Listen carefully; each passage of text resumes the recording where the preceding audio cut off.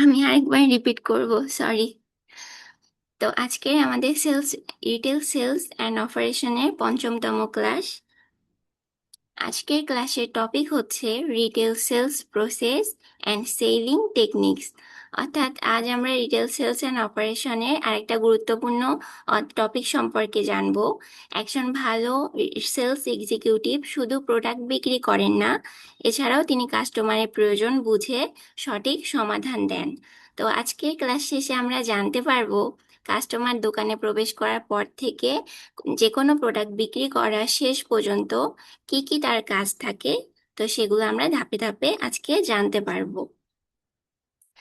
তো আজকের আমাদের লার্নিং অবজেক্টিভস গুলো হচ্ছে understand the retail sales process. Retail sales process বলতে বোঝায় সেলস এক্সিকিউটিভ কিভাবে শুরু থেকে শেষ পর্যন্ত যে কোনো প্রোডাক্ট কাস্টমারের কাছে বিক্রি করেন অথবা সেবা প্রদান করেন, সেই পুরো প্রক্রিয়া। তো সেটা আমরা সম্পর্কে জানবো। এরপর লার্ন ইফেক্টিভ সেলিং টেকনিক্স। অর্থাৎ শুধু প্রোডাক্ট বিক্রি করা দেখালেই হবে না, কিছু টেকনিক ফলো করে আরো ইফেক্টিভ ভাবে আমরা সেই প্রোডাক্টগুলো কাস্টমারের সামনে উপস্থাপন করলে বা তার সাথে কথা বললে সেটা কিন্তু সেই সেলসটা আরো বাড়বে আমাদের দোকানে। তো এই জন্য সুন্দরভাবে উপস্থাপন করা আমাদের শিখতে হবে। আজকের ক্লাসে আমরা সেই সম্পর্কে শিখব। এরপর আইডেন্টিফাই কাস্টমার নিডস। অর্থাৎ সবসময় কাস্টমার কিন্তু একই রকম সবাই হয় না। কারো বাজেট কম থাকে, কারো বেশি থাকে, কেউ কোয়ালিটি চায় বা কেউ একটু কম দামের মধ্যে চায়। তো সেই বিষয়গুলো আমরা আইডেন্টিফাই করার চেষ্টা করব। এরপর প্রেজেন্ট প্রোডাক্টস প্রফেশনালি। অর্থাৎ কাস্টমারের সামনে আমরা আমাদের প্রোডাক্টগুলো বা পণ্যগুলো এমনভাবে উপস্থাপন করব যাতে তিনি বুঝতে পারেন যে এটা এটার উপকারিতা এই, যাতে তিনি প্রোডাক্টটা ক্রয় করতে আগ্রহী হন। এরপর আমরা শিখব হ্যান্ডেল কাস্টমার অবজেকশনস। অর্থাৎ সব সময় যে কাস্টমার শুধু ভালো রেসপন্স দিবে এমন না, তার কোনো অবজেকশন বা অভিযোগও থাকতে পারে। বা অনেক সময় তারা বলতে পারে যে এটার দাম বেশি, অন্য অমুক দোকানে তো এটার দাম কম। তো এই অবজেকশনগুলো আমরা আজকে হ্যান্ডেল করা শিখব। এরপর ক্লোজ সেলস সাকসেসফুলি। অর্থাৎ সবশেষে কিভাবে কাস্টমারের কাছে আমরা প্রোডাক্টটা বিক্রি করব, তো সেই সম্পর্কেও আমরা সুন্দরভাবে সফলভাবে সেটা বিক্রি করার সম্পর্কেও আজকে আমরা জানতে পারবো। এরপর build long term customer relationships. অর্থাৎ শুধু একজন ভালো সেলস এক্সিকিউটিভের লক্ষ্য শুধু এটাই না যে আমি প্রোডাক্টটা বিক্রি করলাম ব্যাস হয়ে গেল। কিন্তু না, আমরা এমন একটা রিলেশনশিপ তৈরি করব কাস্টমারের সাথে যাতে পরবর্তীতে সেই কাস্টমার আবার আমাদের দোকানে ফিরে আসেন। তো আজকে লার্নিং অবজেক্টিভস গুলো সম্পর্কে আমরা মোটামুটি একটা ধারণা পেলাম। তো এখন আমরা বিস্তারিত জানবো। তো হোয়াট ইজ সেলস? এই বিক্রয়টা এটা আসলে কি? আমি নিচে ডেফিনিশন রেখে দিয়েছি। Sales is the process of selling products or service. অর্থাৎ বিক্রয় করা মানে পণ্য বিক্রয় হচ্ছে পণ্য বিক্রি করার একটা প্রক্রিয়া বা সেবা, যেটা কি করে to customers by understanding their needs, offering suitable solutions and completing the purchase. তো সবশেষে আমরা ওভারঅল যে বিষয়টা হচ্ছে, সেলস হচ্ছে বিক্রয় হচ্ছে এমন একটা প্রক্রিয়া যেখানে কাস্টমারের প্রয়োজন বুঝে তার জন্য উপযুক্ত যে পণ্য বা উপযুক্ত যে প্রোডাক্ট সেটা নির্বাচন করতে সাহায্য করে এবং সফলভাবে সেটা বিক্রয় সম্পূর্ণ করতে আমাদের হেল্প করে। তো এই পুরো প্রক্রিয়াটাই হচ্ছে সেলস বা বিক্রয়। তো আপনাদের কোনো কি সমস্যা হচ্ছে বা কারো বুঝতে অসুবিধা হচ্ছে আমার কথাগুলো? না, বোঝা যাচ্ছে। আচ্ছা, ঠিক আছে। তো এখন আমরা জানবো difference between sales and marketing. অর্থাৎ এই বিক্রি করা এবং মার্কেটিং করার মধ্যে পার্থক্যটা আমরা বুঝবো। আমরা অনেক সময় মনে করতে পারি যে এই দুটা বিষয় তো অনেকটা একই মনে হয়, কিন্তু আপাত দৃষ্টিতে এই দুইটা বিষয় একই মনে হলেও এই দুইটার সেলস এবং মার্কেটিং এর কাজ কিন্তু ভিন্ন ভিন্ন। তো সেটা কেমন? মার্কেটিং এর কাজ হলো প্রোডাক্ট সম্পর্কে কাস্টমারকে জানানো এবং আগ্রহ তৈরি করা। যেমন উদাহরণ হিসেবে বলতে পারি আমরা ফেসবুক অ্যাড। অনেক সময় দেখবেন যে আমরা না চাইতেও আমাদের ফেসবুকে অনেক সময় অনেক কিছুর অ্যাড চলে আসে, যেমন কোনো বই খাতা অথবা হচ্ছে জামা কাপড়, তারপর জুয়েলার্স, যে কোনো ধরনের জুতা, তারপরে পাঞ্জাবি, বিভিন্ন ধরনের দেখবেন অ্যাড চলে আসে। তো এই অ্যাডগুলা কিসের জন্য আসে? এগুলা মার্কেটিং এর জন্য আসে, অর্থাৎ ওই প্রোডাক্টগুলো সম্পর্কে আমরা সেটা ওই অ্যাডগুলোর মাধ্যমে আমরা জানতে পাচ্ছি।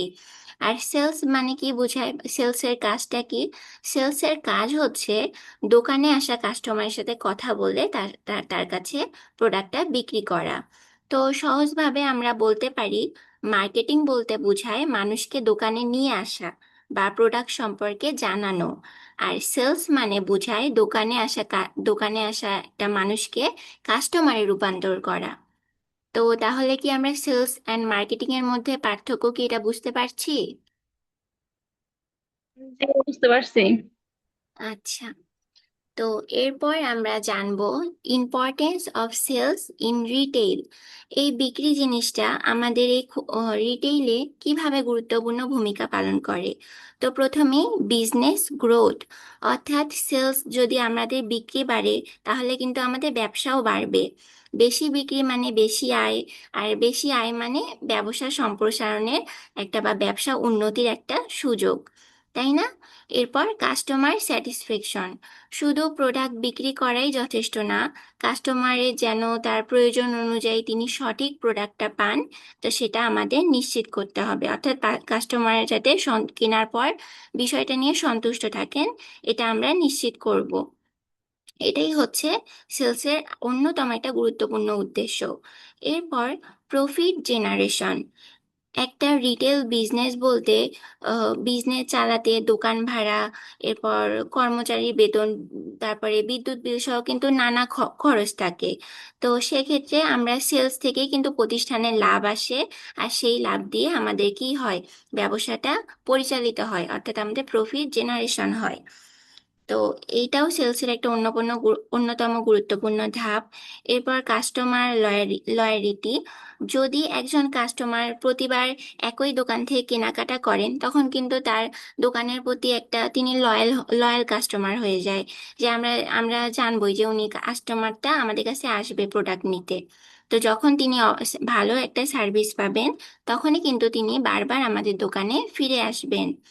এরপর আছে ব্র্যান্ড রেপুটেশন, অর্থাৎ ভালো সেলস মানে শুধু বিক্রি করা নয়, ভালো ব্যবহার এবং সঠিক পরামর্শও দেওয়া। তো যখন একটা কাস্টমার আমাদের কাছ থেকে ভালো অভিজ্ঞতা পান, তো তখন কিন্তু তিনি অন্যদের কাছেও এটা প্রশংসা করেন যে ওই দোকানে হচ্ছে সেলস এক্সিকিউটিভরা অনেক ভালো ব্যবহার করে। তো তো এটার মাধ্যমে কিন্তু আমাদের কারো কাছে প্রচার করতে হচ্ছে না আমাদের দোকান সম্পর্কে। আমাদের কাস্টমাররাই আমাদের ভালো ব্যবহার যখন পাবেন তখন তারাই কিন্তু আমাদের রেপুটেশনটা সবার কাছে ছড়িয়ে দিবেন যে অমুক দোকানটা খুব ভালো একটা সার্ভিস আমাদের দেয়। তো আমাদের তখন তারাই আমাদের রেপুটেশনটা বাড়াবে।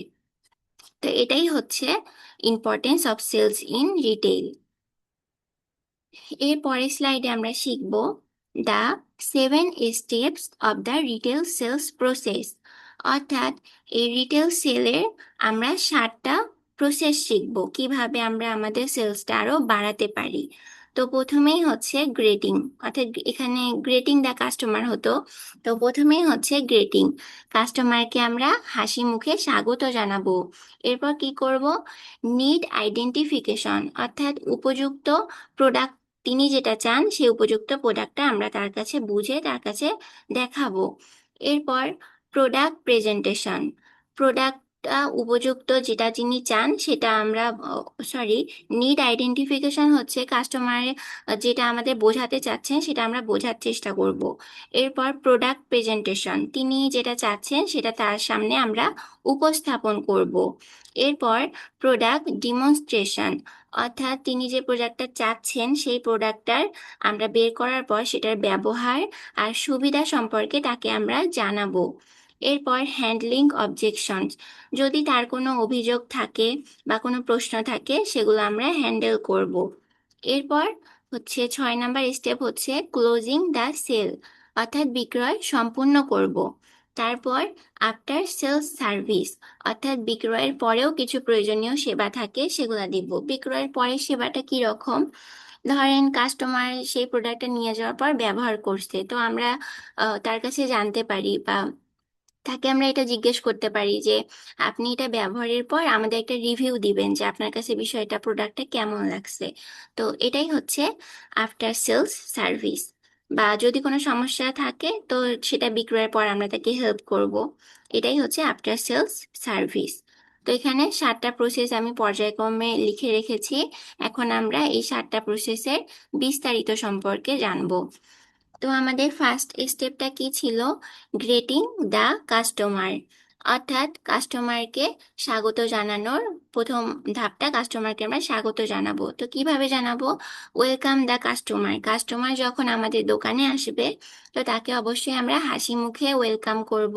যেমন গুড মর্নিং স্যার অথবা good morning madam, welcome to our store. এইভাবে আমরা কাস্টমারকে ওয়েলকাম জানাবো। এরপর স্মাইল, অর্থাৎ আমরা আন্তরিক একটা হাসি দিয়ে কাস্টমারকে স্বাচ্ছন্দ্য বোধ করাবো। এরপর ইউজ পোলাইট ল্যাঙ্গুয়েজ, অর্থাৎ আমরা সব সময় ভদ্র ভাষা ব্যবহার করব কাস্টমারের সাথে। শুধু কাস্টমার না, আমাদের রিয়েল লাইফে আমরা যার সাথেই কথা বলি না কেন, আমরা চেষ্টা করব সবসময় ভদ্রভাবে কথা বলার। এরপর create a good first impression, এই সম্পর্কে আমি গত ক্লাসেও বলেছিলাম যে প্রথম ইমপ্রেশনটা যদি আমাদের ভালো হয়ে থাকে তাহলে কাস্টমার দেখবেন দোকানে আসার তার একটা আগ্রহ বাড়ে, যদি আমাদের কাছ কাছ থেকে তিনি ভালো ব্যবহার পান। তো স্টেপ 1-এ কি কারো কোনো সমস্যা আছে?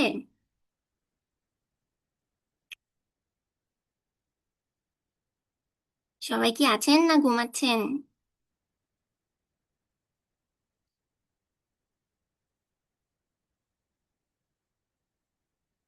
ক্লাসে কি আমরা আছি, না আমি আছি একাই বকবক আছি করতেছি? আছি শুনতে পারতেছি। বুঝতে পারতেছি কি? জি জি শোনা যাচ্ছে। বোঝাও যাচ্ছে না খালি শোনা যাচ্ছে? হুম, দুটাই দুটাই বোঝাও যাচ্ছে শোনাও যাচ্ছে।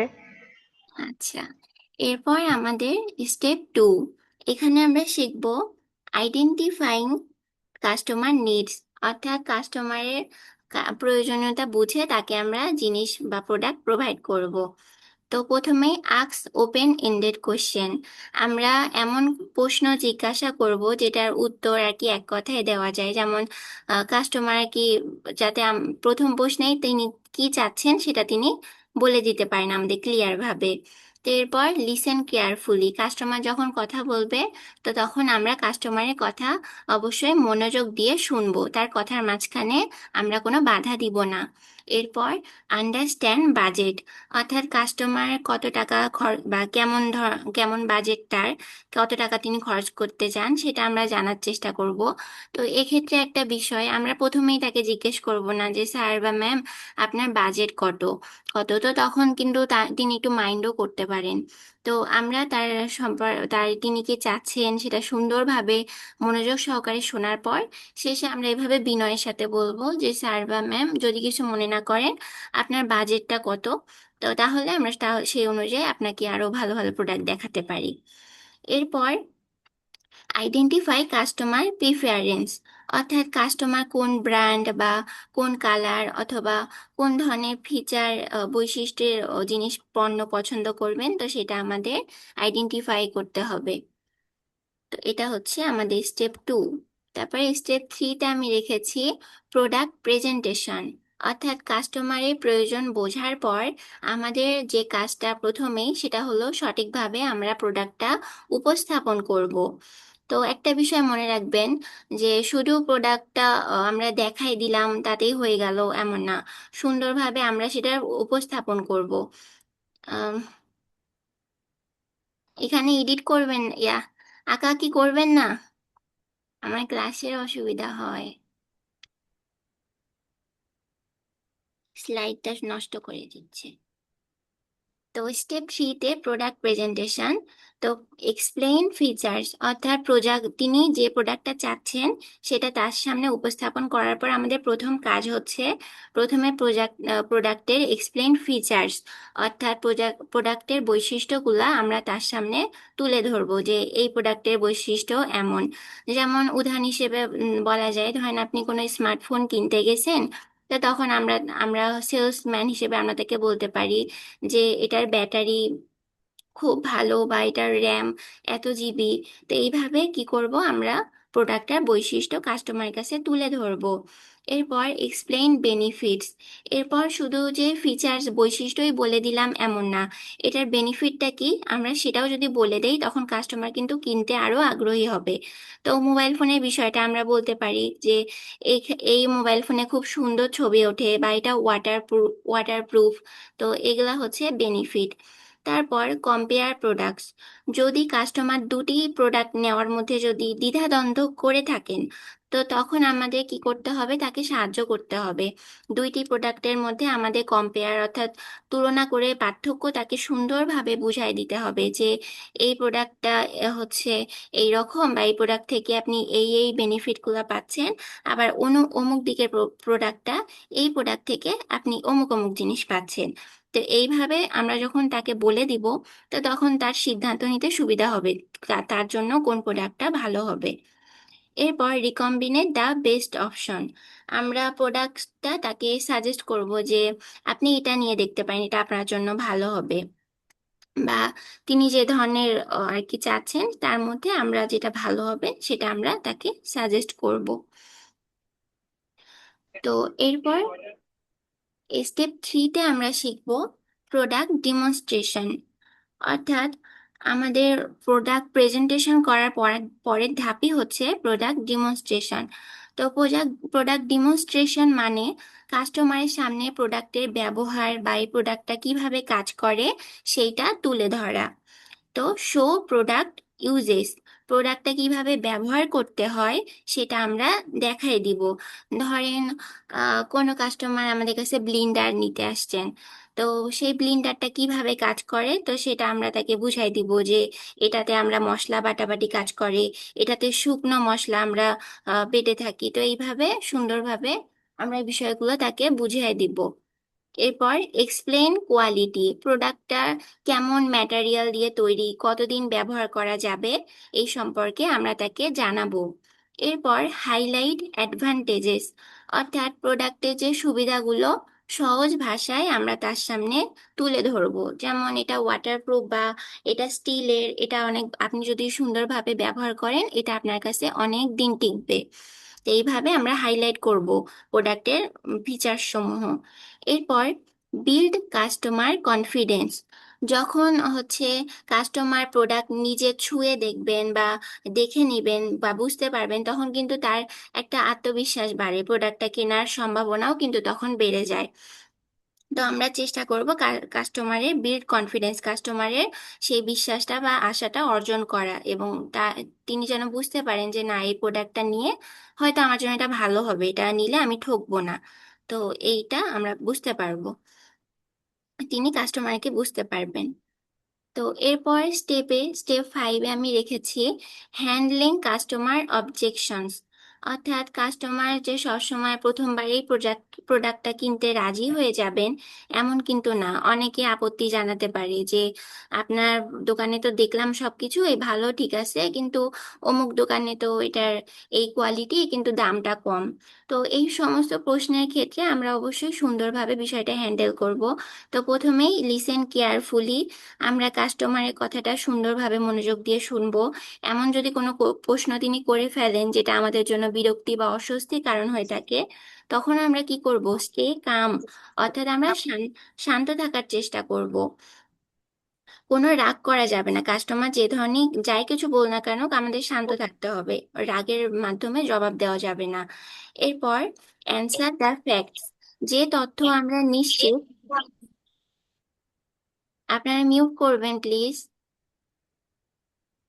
তো অ্যান্সার দ্য ফ্যাক্টস, অর্থাৎ যে তথ্য সম্পর্কে আমরা নিশ্চিত সেই তথ্যটাই কিন্তু আমরা কাস্টমারকে বলবো, ভুল তথ্য দিব না। প্রোডাক্ট বিক্রি করার ক্ষেত্রে আমরা কাস্টমারকে ভুল তথ্য দিব না। এরপর অফার অল্টারনেটিভ, অর্থাৎ যদি কাস্টমার এই প্রোডাক্ট কি আসলো?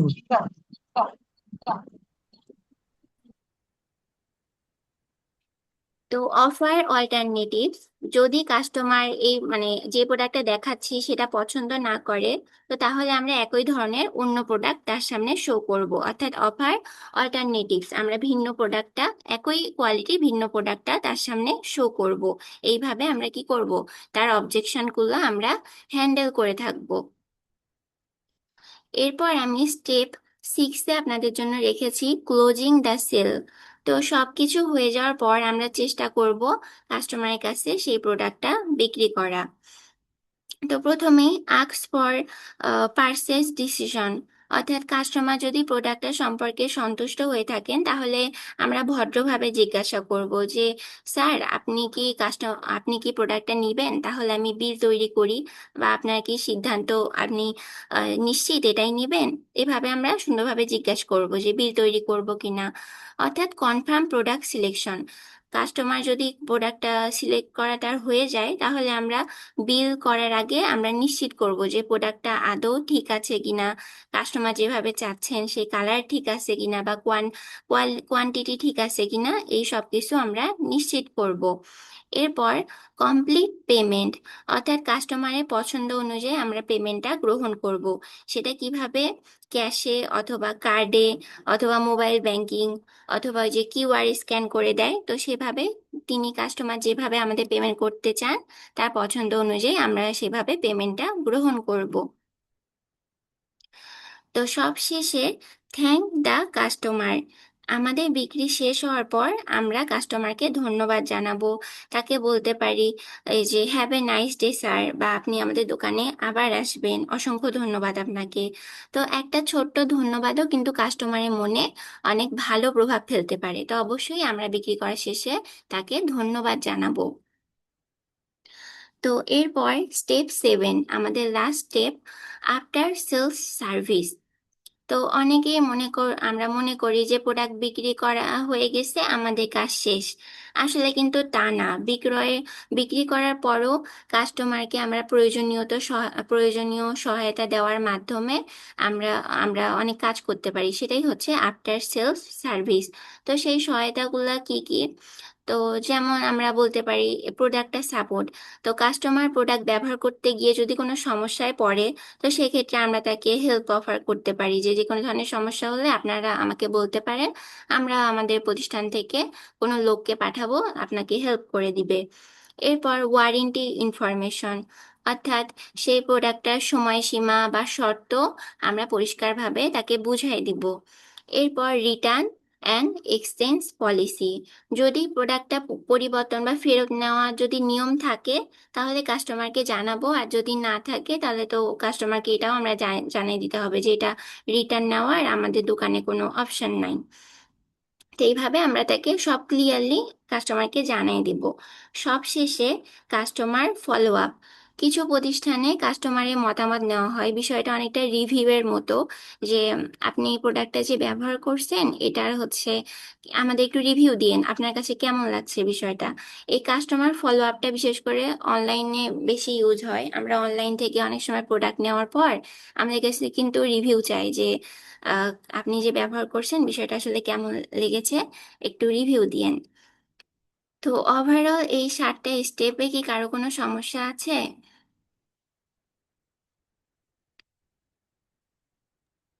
আমরা বিক্রি করার যে, না, এখন হচ্ছে। আচ্ছা ঠিক আছে, তাহলে আমরা পরের স্লাইডে চলে যাচ্ছি।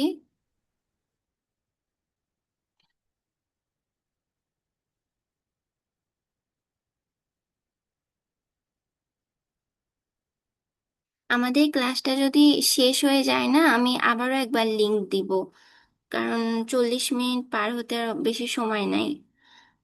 তো আমি একটু দ্রুত নিচ্ছি বাকিগুলা।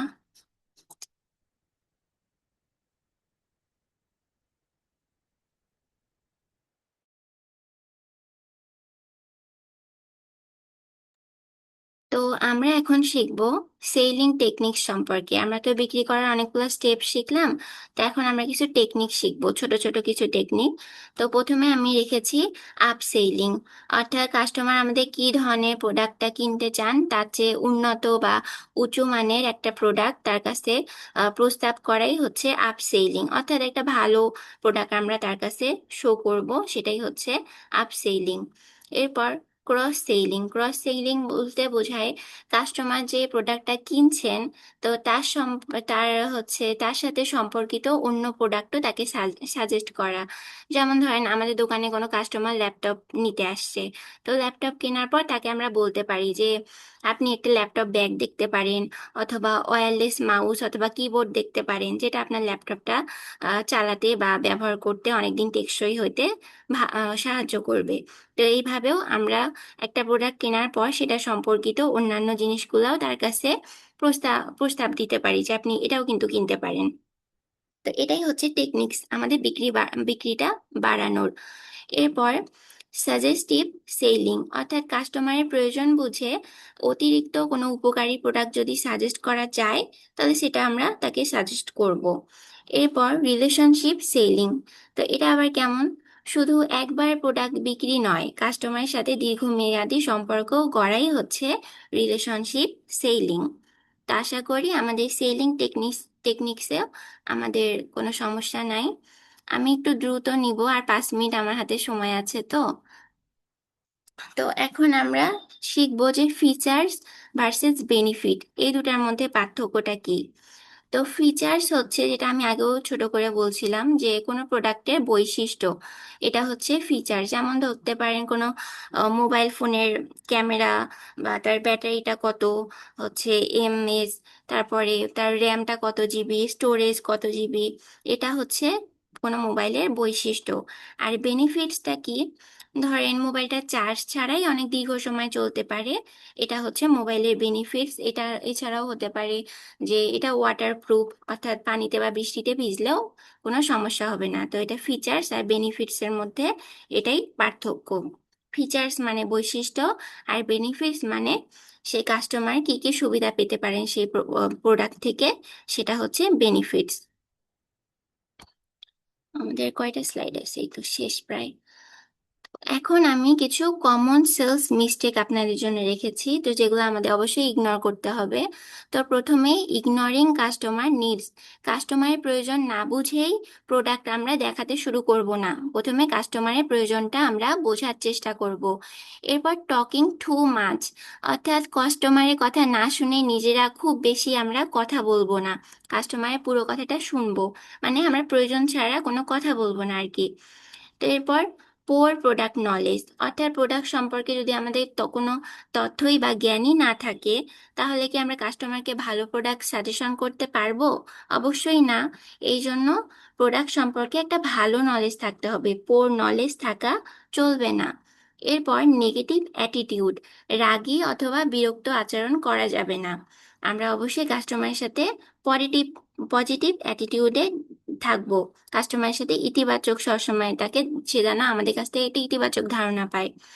এরপর ফোর্সিং দ্য কাস্টমার মানে হচ্ছে কাস্টমারকে আমরা কখনো জোর করব না, যে এই প্রোডাক্টটা কিনতে তাকে বাধ্য করতেছি, এমন কখনোই করা যাবে না। তার ইচ্ছা হলেই তিনি প্রোডাক্টটা কিনবেন, না হলে কিনবেন না। আমরা কখনো তাকে জোর করব না যে আপনি প্রোডাক্টটা নেন। তো এরপর সবশেষ আমাদের স্লাইড, আমাদের ক্লাসের টাইমও অবশ্য প্রায় শেষ।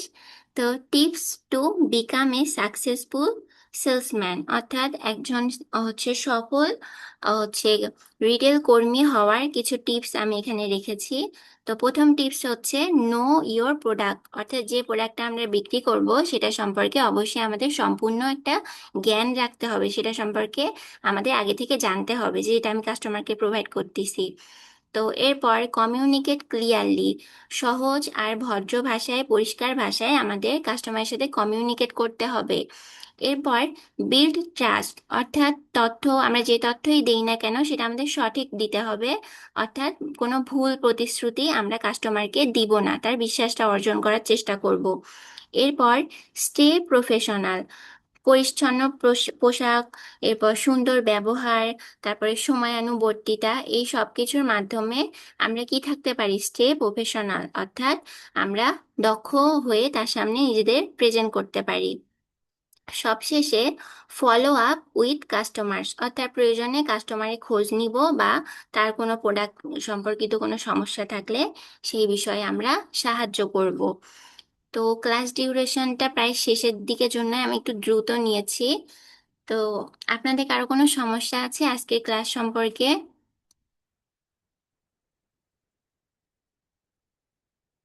আর কোনো সমস্যা নেই। আচ্ছা, তো সবাইকে অসংখ্য ধন্যবাদ ক্লাসটা এত ধৈর্য সহকারে করার জন্য। আমার এই ক্লাসটা এখনই শেষ হয়ে যাবে। আমি আপনাদের আপনারা আগেই কেউ চলে যাবেন না, গ্রুপে সবাই অ্যাটেন্ডেন্সটা দিয়ে যাবেন কারা কারা আজকে ক্লাসে ছিলেন। তো শুভ আচ্ছা, শুভরাত্রি সবাইকে। শুভরাত্রি। শুভরাত্রি।